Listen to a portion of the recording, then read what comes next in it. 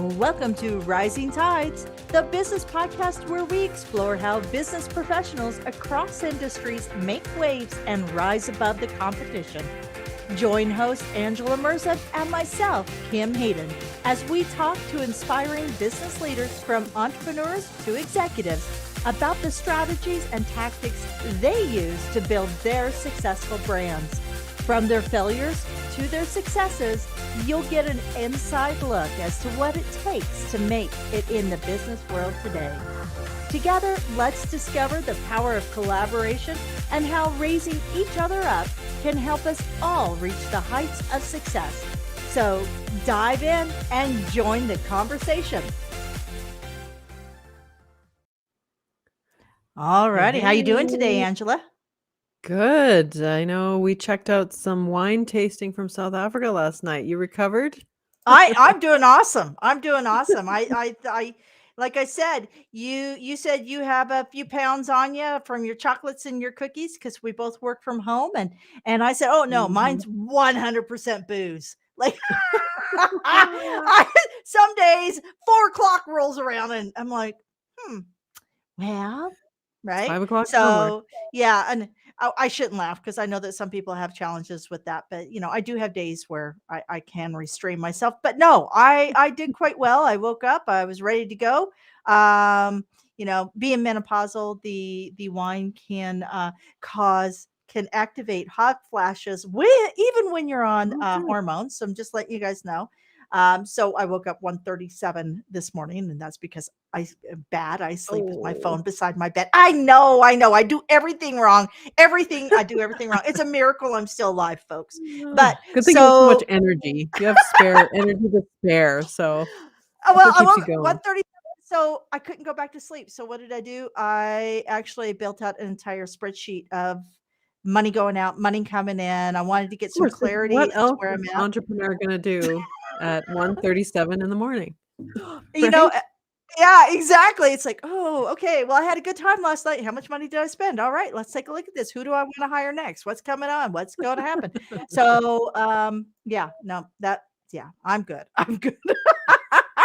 So, excited today to learn, and you're going to hear new words out of my mouth in just a moment here that I promise I've never said before, and I'm probably going to butcher, but we're going to move forward. I'm super excited though, because one of the things that is my favorite thing about podcasting is having conversations with people I could never have a conversation with. Yes. Because of geography. So our guest today is Swey Jitti, and Swey is Swey. Swey. See, like I said, let's start this over, and we'll actually be editing the opening of the show. So, take two. All right, Swey Jitti is a J. Did I say that right? No. Swey Jitti. Swey Jitti. I'm okay. Maybe I did have a little bit too much wine last night.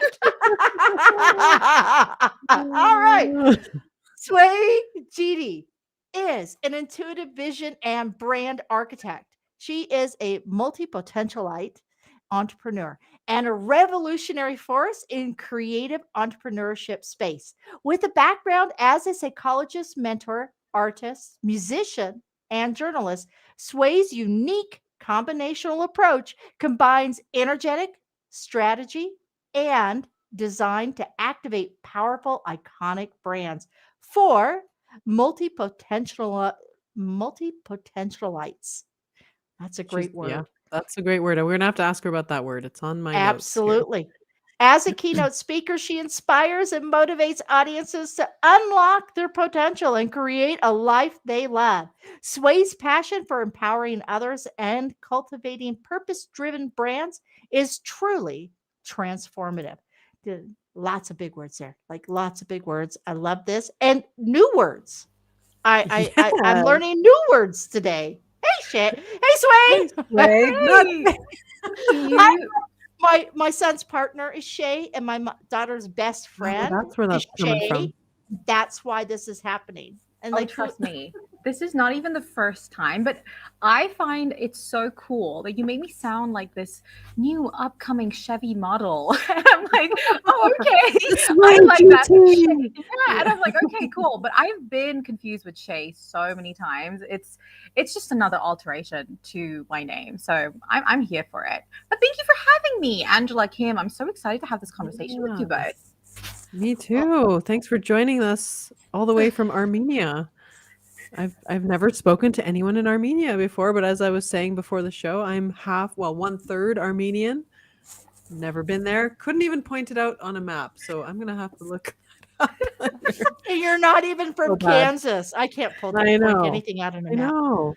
Moved to Canada and thought it was the 51st state. Oh, Canada. That's right. Before moving to Armenia, we didn't know where it was either. Even my husband, who's half Armenian, we're like, where is this? It was just one of those crazy decisions that we made. And we're like, you know what? Let's just move halfway across the entire world to a place that we've never heard of before, never been to before, just because. Just because, why not? Yeah. Life is too short. Life is too short. So you talk about being a multi-potentialite entrepreneur and helping those types of folks. Can you define that word? I think you made that word up, which I love because I make up words all the time. How do you define multi-potentialite entrepreneur? I kid you not. I've been told this so many times that I probably made up the word, but I haven't. It's actually in the dictionary. Okay. It's multipotentialite, and it was coined by Emily. I forgot her last name, but she's an amazing person who talks to multi-passionate entrepreneurs. That's what multipotentialite really means. Someone who has a multi-potent identity. They have multiple facets and multiple interests that they sometimes pursue at the same time or seasonally or sequentially. But it essentially means that it incorporates all our interests from our multifaceted and multidimensional and multi-interest self in a nutshell. Okay, that makes sense. That would describe Kim. Yeah. I was told it was ADHD. Yeah. Doesn't this sound so much better though, Kim? You can just I like that. I'm on here. It's like there's the other is multipotentialite multipotentiality is the other word. Say that 3 times. multipotentiality. That's because I've been saying it so often in every conversation I have. I but really, in short terms, it's just being a multi-passionate individual. That's it. Okay. Yeah. That makes sense. Yeah. That makes sense. That describes a lot of entrepreneurs I know, because I think that's just how we operate.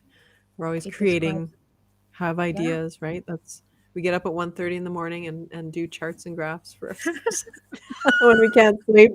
We don't watch a TV show. We chart things out for our business. So absolutely. Yeah. Well, tell us a little bit about your background. You have an interesting multi-potentialite background. As I read on your website, you are, your background in mental health, speaking, singer-songwriter. Tell us a little bit give us some backstory of, what got you to here. So in my industry, and almost every person I meet, they know me as Jill of all trades, master of most, which is kind of the epitome of multipotentiality. I want to paint a picture of, go back to almost 2 decades ago, a girl who left home and never looked back. And she had these big dreams of being it all. And I remember being that girl ever since maybe I was 10 years old, and growing up in a society in multiple spaces where it's like, no, but you can't be it all. But at the same time, being empowered to also be it all. So there's this confusion for me growing up where like, oh, I want to be it all. I can be a teacher. I can be an astronaut. I can be this. I can be that. I can be that. And everybody else kind of grew out of it. But I'm still going into my A level, and I'm still with the same mindset as like, but I can be it all. Then comes this big moment where everyone in my family and everybody around me is like, oh, but you need to start thinking about going to university. And I was so hell-bent, like, I am only going to go to a university that allows me to pursue this aspiration of being it all. And I remember being labeled as, oh, you're just being lazy, Sway. You probably don't want to choose something. Or I was told like, oh, such a waste of potential. And I'm just thinking that like, no, I promise you it's not a waste of potential. It's just that I have a particular way of going about things. I left home and finally got into University of Cambridge, did double majors in English literature and language, alongside in clinical psychology.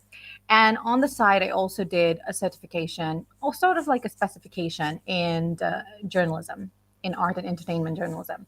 While I was doing that, I was picking up a lot of certifications along the way, all because I was so freaking hell bent that I am going to be it all. And I just wasn't willing to close doors on opportunities that my multiple different interests, multiple different passions, multiple different skills, talents could bring for me. And fast forward, I'm today a multi-potentialite entrepreneur with 6 different businesses. And I'm so glad that little me hung on to that dream, because that really allowed me to express myself in so many creative and innovative ways that today I feel like I'm one of the people that I really wanted to look up to when I was growing up. I didn't see that representation.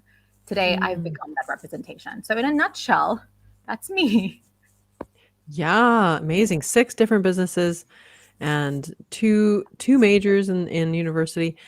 I feel like the world isn't really set up for people like us who have multi passions and want to start businesses and things like that. There's no real like direct route there that you can get kind of experience and trained up in that way. You kind of have to blaze your own trail. And was that hard for you at first?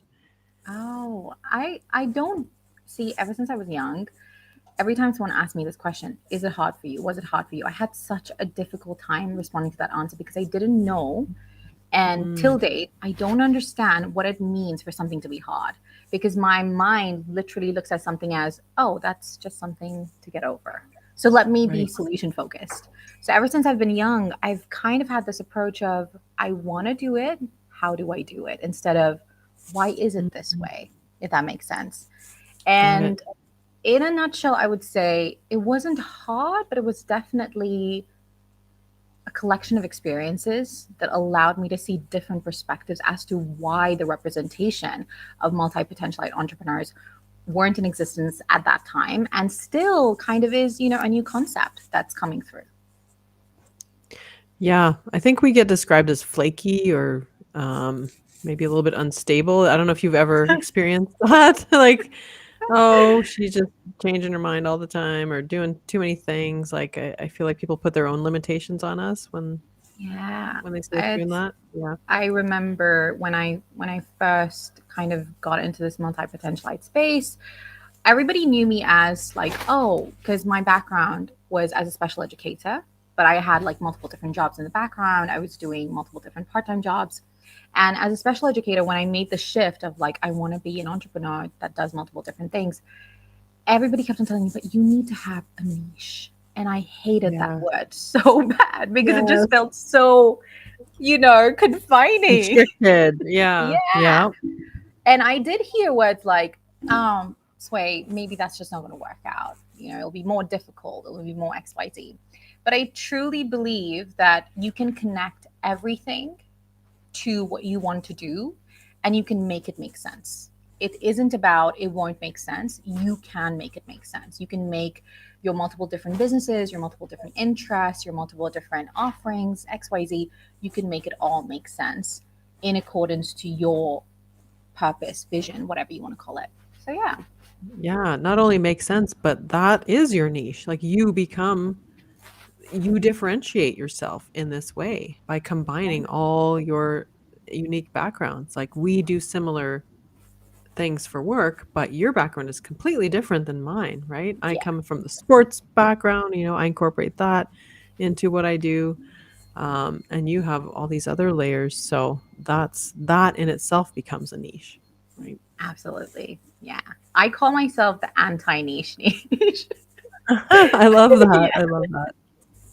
So on that note, we all know, we're all told that when you gain success is because you have a unique character or a unique or an unfair advantage, right? So when you hear that term, what is your unique selling point, right? Mm. So with having 6 businesses, what would you say is the common trait that is your unique selling point, or your unique or your unfair advantage? What is that common trait throughout all 6 of your businesses? This is really interesting because all my 6 different businesses cater to multiple different industries and niches as standalone things. But I feel the golden theme, which is it's a term that I coined, the golden theme between all my businesses encapsulates in my multi-potentialite entrepreneur brand, is that I am just genuinely deeply passionate about liberating dreamers like myself from the confinements, expectations, standards of society, whatnot, where they often feel forced to choose between their financial freedom and everything that lights them up. And for me, I feel that's that that's that bridge. Once you cross that bridge, you're able to tap into a massive amount and a completely different perspective of creativity and innovation that bridges the gap between something being a dream into reality. And that allows people like myself, which I truly believe every single person that is in the space of entrepreneurship are multi-passionate. Some are full blown in realization, in acknowledgement, and taking action. Some are more in the back end. Some are not even fully tapped into that. But I feel that I wouldn't even call it an unfair advantage. I feel that my deep passion towards this allows me to really bring in flavors of creativity and innovation to bridge that gap for them to go from being a dreamer to an absolutely embodied, stepped into visionary that can allow them to also blaze their own trail and be the own representation that they didn't see growing up or in their industry that they're in. So I would say that is a space that I'm really tapping into. And I want to circle back real quick. Angela, you said something that I think that we're actually on the verge of seeing major shifts globally within the mindset. You had said that the world looks at us at times as flighty or disorganized or not focused. But I actually am going to challenge that, because I think with our millennials introducing the side hustle, and with the pandemic opening up technology for everybody, be it a 60-year-old or a 6-year-old, and advancing our acceptance of technology like we're doing right now, right?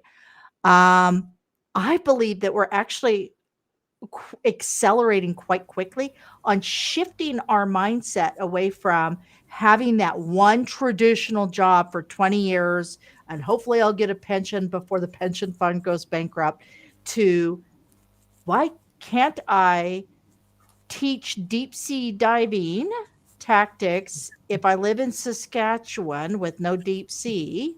I'm sure I can find a pool because it's a passion, and also sell mouthpieces. So when you go and rent equipment, you can have your own mouthpiece. Why can't I do that? And I think Mhm. that's what we're seeing. Yeah. I think that we're on a verge where multi-potentialites are actually going to be the leaders in this next era. Does that make sense, Sway? Absolutely. Absolutely. I couldn't agree more. I mean, almost every big brand that you see right now, the face behind the brand, the visionaries, they're doing 10, 12 different things at the same time. And I always stress on this, that they're being multi-potentialites in their own way. Either they're exploring multiple different interests, or they're exploring one interest in multiple different perspectives or multiple different ways. And this really kind of comes down to, I've also noticed that it's becoming, I wouldn't say a trend, but a gateway has opened where we're experiencing questions being asked within the entrepreneurial industry of, why should I just stick to this? Why should I let anything else, niche or something being successful, be the, I want to say, the face value of what I should do next? For example, for myself, I had an amazing job as a special educator. It was a dream job for me at the moment when I was doing it, and I was enjoying my corporate life. And I walked away from that corporate life to pursue the multiple different facets to myself.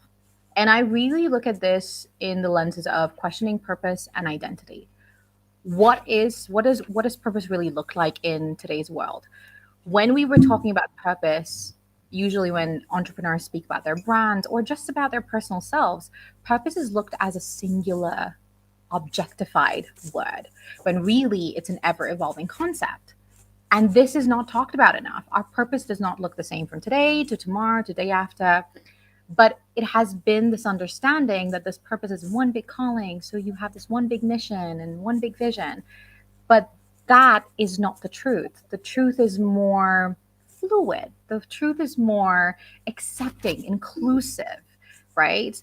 And that brings to attention to the second pillar, which is identity. When you bring to question purpose, you bring to question identity. And every single one of us, I'm a mother, I'm a wife, I am a businesswoman, I am a friend, I'm a daughter. I wear so many different hats. There's just no way that as human beings who are going through an expansive human experience that we can just have one facet or one dimension to ourselves that we bring to our brands, that we bring to our business, right? Totally. So Totally. Yeah. these are the two spaces that I feel is kind of moving the next era that you spoke of, Kim. Mhm. I agree Yeah, I love hearing that. 110%. Yeah, identity is multi-layered, multifaceted. It always makes me nuts when I meet somebody at a networking event and, it's, hi, I'm so-and-so. And then they just ask, what do you do? It's like, as though that is the only thing that defines us, right? I hardly ever ask those kind of questions because I just feel like they're so banal. I don't know. Yeah. It's just like, I want to learn the interesting stuff. And I always do end up pulling out interesting stuff from people, asking like strange questions like, what was your first job and what did you learn from it? Like, what did you learn from the first job you ever had, right? And Yeah. I've heard some really interesting responses to that, like with the different kinds of icebreakers, not like, what do you do? Like, as though that's the only thing that we can be defined by. So I love that. Absolutely. So when you're working with these multi-potentialite clients, so we talked about, that you love to liberate the dreamers who are forced, they're in a spot where they're like, well, can I do all the things? And, can I also have the financial freedom? Can I live out my dreams? What is that big domino problem they come to you with? And then how would you coach someone, help someone? Like, we're just trying to give our audience some steps. If they identify as someone like this, as an entrepreneur like this, what kinds of advice can you give them to actually start moving into becoming that multi-potentialite entrepreneur? Yeah. So I would start with vision clarity, getting absolute clarity around what impact do you want to leave in this world? What impact do you want to make? Getting the clarity around the why as to what you want to leave, what's the legacy that you want to trailblaze into the world. That is the first step. Once you have clarity around that vision, you're able to really tap into your multi-potentialite self. You're able to embrace the multipotent identity within yourself to actually bridge the gap between it being a vision to actually bringing it into real life. And that will automatically initiate, that I mentioned before, creativity and innovation. And creativity and innovation in today's world, it's the big heavy words, the big, I want to say, tools that we innately have that we channel out into the world. So once you have the vision clarity and you're embracing your multipotent identity, you're able to channel your gifts, your talents, your interests in innovative and creative ways. And that allows you to create offerings, that allows you to create spaces, that allows you to create businesses, flows, operations in a way that makes sense to you and still stays true to your vision, to your why, to your impact that you want to leave in the world. And then the third thing I would say is, once you kind of establish these two foundationals, is cultivating a strong personal brand around multi-purposeness. And I love using this example. When we were selling phones back in the day, the advertisements were like, you can call, right? That was the big thing, right? Being able to call, that one purpose. But now you cannot, for the love of God, ever sell a phone with just the fact that you can call. The purpose of it is to call. You're able to sell a phone because of its multi-purposeness, multiple different things that it can do. And if it doesn't do multiple different things, is it really worth it? Because you don't want to just use a phone just for calling. And I'm seeing a trend that began in about like 5 years ago. So where almost every brand is focusing on multi-purposeness being the foundation of their brand, which automatically introduces focus on accessibility, inclusivity, ethicality, and sustainability. Because we as people love options. We as people love choices. And we love these things because it allows us to express ourselves and experience things within these expressions. So today's brands, as a multi-potentialite, for you to really make that shift in your world, you need to focus on the multi-purposeness and focus on bringing in accessibility. Because I always say this now, the new luxury is accessibility. The new luxury is ethicality. The new luxury is inclusivity and sustainability. Once you hit these spaces, you are automatically creating impact that makes your brand recognizable and automatically gates way into that iconic status that's based on your vision. So those would be my steps: vision clarity, embracing and channeling your multi-potentialite self, and creating a strong personal brand on the foundations of accessibility, inclusivity, ethicality, and sustainability. So yeah. Wow. Yeah, I love what you said about the phone. It's so true, right? And I've never thought of applying that to people, right? Before, because it's so true. We look for, like, look at Canva as a tool. Yeah. Right? It started out as kind of one thing, one or two things, and now it's like, man, can this thing cook me dinner too? They keep adding these cool features, and it's like, how can I can't live without this tool now, right? I got my 63. Is he 62 or 63? He's really old, my husband, and he now's on Canva, and he's cranking out presentations, and he's doing slideshows, and he's like, this is the coolest thing ever. And he goes, We're not affiliated with Canva, by the way. no, just we're not. using it as We're an not. example. Canva is not paying us for this, but I have No. to tell you, it's levels the playing field when people know that there's a trusted brand, you being the brand, that can help them get the job done, that can help them get to the next level, that can help them do what their passion is. And I think that's the thing that we forget, that not everybody wants to be a client of a super big brand, right? We look at Nike. Well, why would you buy anything but Nike? Right? People go and buy cool, funky little shoes or this or that by somebody local, or they fall in love with the local brand because it represents and it aligns directly with them. Right? We may still use Nike to go to the gym because we're not afraid of somebody stealing our shoes. But the reality is, it's not the only thing you're going to have. So I love the fact that you're talking about brands and bringing that forward. Yes, the phone is very cool. I can't imagine, as my phone sits here and vibrates, I can't imagine. Like, I just can't. I'm up in the middle of the night, 1:37 in the morning, building a spreadsheet in Google Docs from my phone in my bed. Right.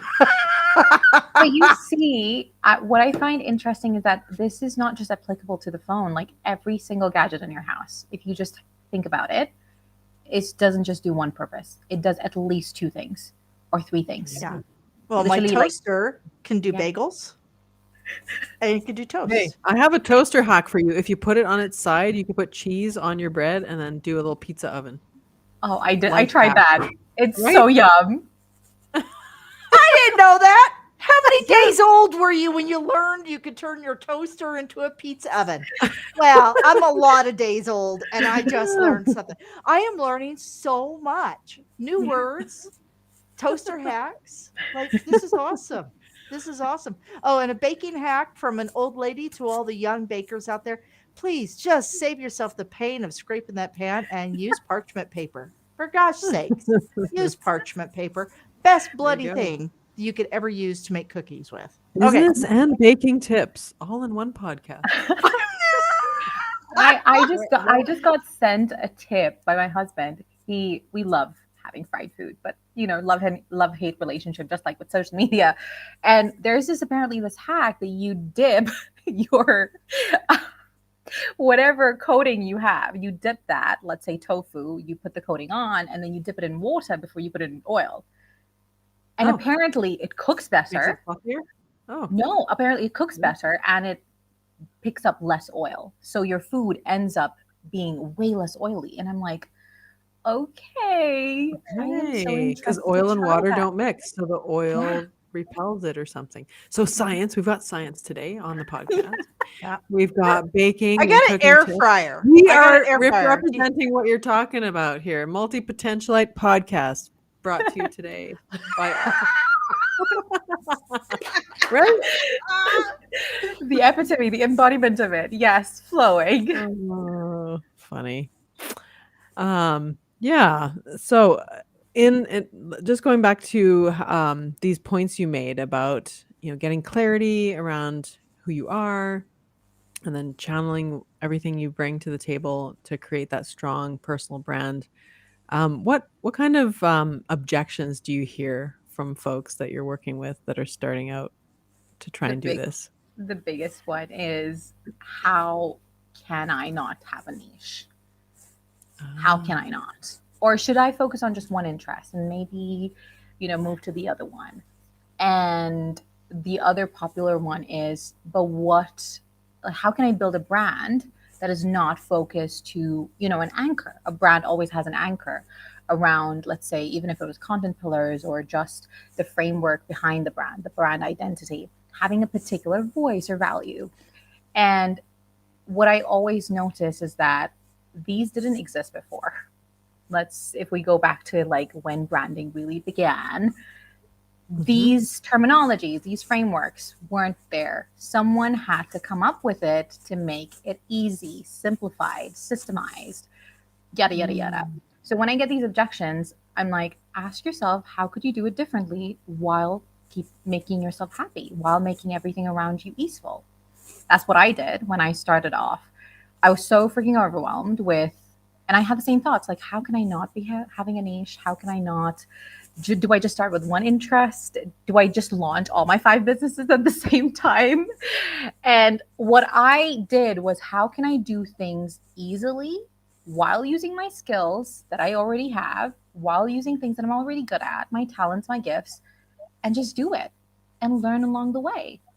And that really comes back to the creativity and innovation that I spoke of. When you're building a brand in a very niched out world, I always say that we think that we're in a niched down world. But I mean, literally, I think, was it a few months ago, Dolce Gabbana, and I think even Prada, they're coming out with the most like range that you've seen in luxury brands ever. Right now, they're introducing things that you wouldn't have expected, Dolce Gabbana, Gucci, or Prada, or even makeup brands to be doing like 5 years ago, 10 years ago. But they're doing that now because they're really understanding that your brand, to succeed, it doesn't matter what niche you have, or if you have a niche, or what you're catering to. It really matters how much of your vision, the ultimate vision, you're translating, and how much of that can really help the people that's on the other side. Is it getting things done for them? Is that making them feel inspired? Is that making them feel XYZ? Okay, then you're doing your job. If it in any way, shape, or form makes them feel good or better or get something done for them, a brand is in existence, a business has been created, whether it's just the formality of it that remains. So yeah. Interesting. Yeah, I love that take on what you just said there. Kim, do you have any thoughts? I do. You look like you're thinking. Yeah, I'm loving this conversation because all the studies are coming out globally. And I think that there is actually a foundational psychological piece to what you're talking about. Studies are coming out globally that we are feeling isolated, even though we are hyper connected. And the individual who pursues their passion and builds proficiency within it and then offers that message so other people can come and connect, right?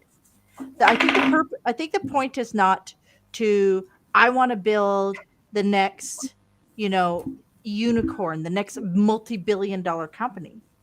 I think that if we all strive to build a good 6 or 7 figure company that could serve people on a very individual basis and give them the connectivity and the confidence while supporting their consistency and the communications that they put out there.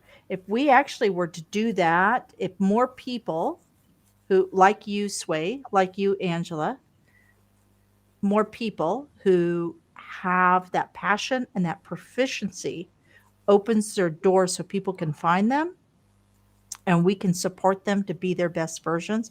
I think that's really interesting because we need community more than we've ever needed it in past because people don't, I mean, if my doorbell rings, either A, somebody in my house has ordered skip the dishes. B, somebody's trying to convert me. Or C, somebody's trying to sell me lawn services. And so I don't answer the door. Yeah. Right? Because people know that if they're going to show up in my door, like Angela did last night, she's like, when do you expect me? 5 or 5:30? And I said, make it 5:15. Okay, split the difference. Right there at 5:15, I knew who was at my door. Right? Yeah. So we're not stepping outside. We're not connecting on a local level. So I love that. I love that you're talking about that. So when you're talking about supporting, how do you teach others? What is a simple strategy that you could share that you're raising other people's tides, right? We all raise ships, come up together. What's a simple strategy that you can share with your clients who are afraid to put their message to the masses? Oh, I love this. First of all, I want to say it's so nice to hear that there is a level of need and want, which kind of taps into the desire of connectivity, because I truly believe that connection it really begins with ourselves, and that would be the beginning of it all. Before you even step into the entrepreneurial space or tap into the multi-potentialite branding space, you need to be able to fully connect with yourself. I was just having a conversation with my husband earlier, and I was like, if you're not able to communicate with me, that means there is communication blocks happening with yourself. So the first thing I would say is, do you really know what it means for you to be having a multipotent identity? Do you know the full roundedness of your multipotent identity?